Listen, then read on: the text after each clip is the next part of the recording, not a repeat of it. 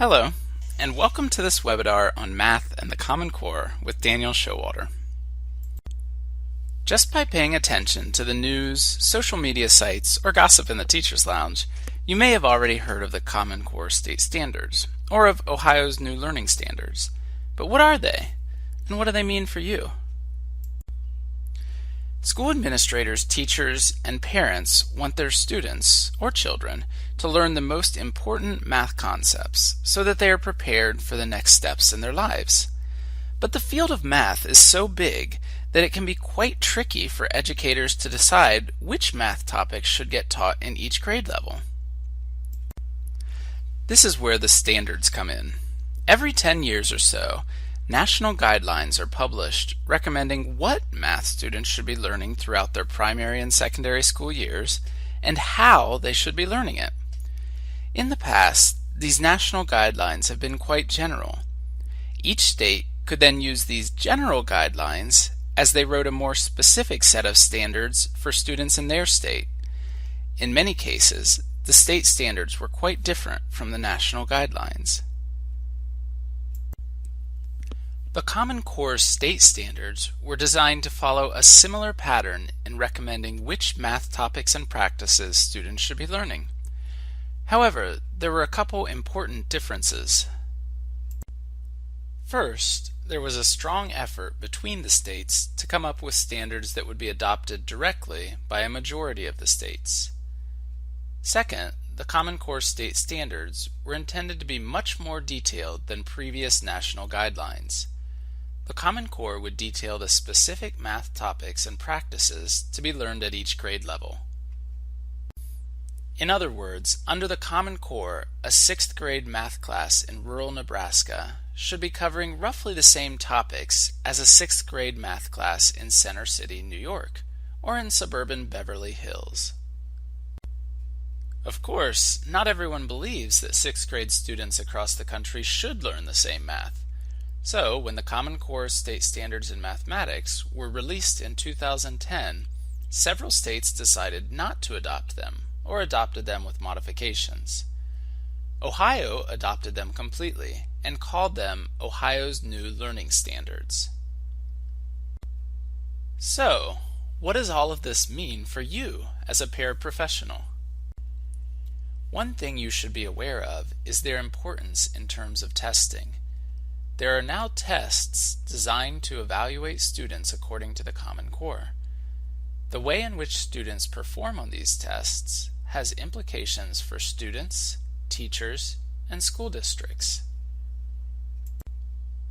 More importantly, you should be familiar with the basic principles of the Common Core so that you can support students and teachers as they pursue common goals in teaching and learning mathematics. The Common Core is divided into two main parts: the standards for mathematical content and the standards for mathematical practice. Content and practice.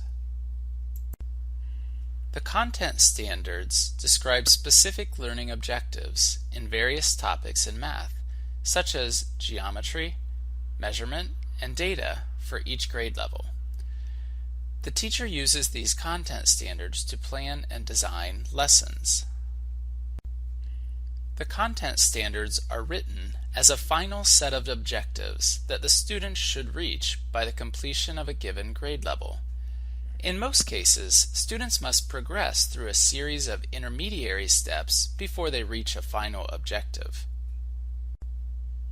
These intermediary steps in the pathway toward the accomplishment of a content standard are called learning progressions. The Extended Common Core details these learning progressions so that teachers and paraprofessionals can assess student progress toward meeting content standards. Let's take a look at an actual learning progression. One of the numbers and operations standards for grade 2 is to compare 3-digit numbers using the symbol for less than, greater than, or equal to. A student should be able to look at these two numbers, 315 and 702, and be able to place the appropriate comparison symbol in between the numbers. The extended Common Core provides a series of tasks that build up to the three-digit comparison. First, students should learn to compare one-digit numbers using the words more than, less than, or the same as. When they've mastered this, they compare two-digit numbers using the same words, and then three-digit numbers. Finally, they use symbols to compare three-digit numbers. Learning progressions map out paths to help students reach the content standards. But just like there are many roads that lead to any given destination, there are many learning progressions that students could follow to reach the standards.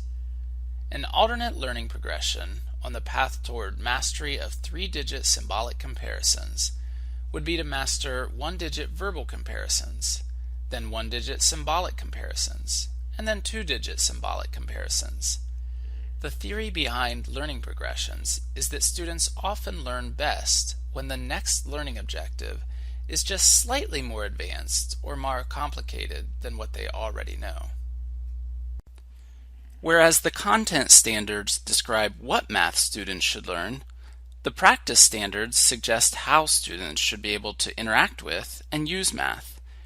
Teachers and paraprofessionals should work together to implement the standards for mathematical practice.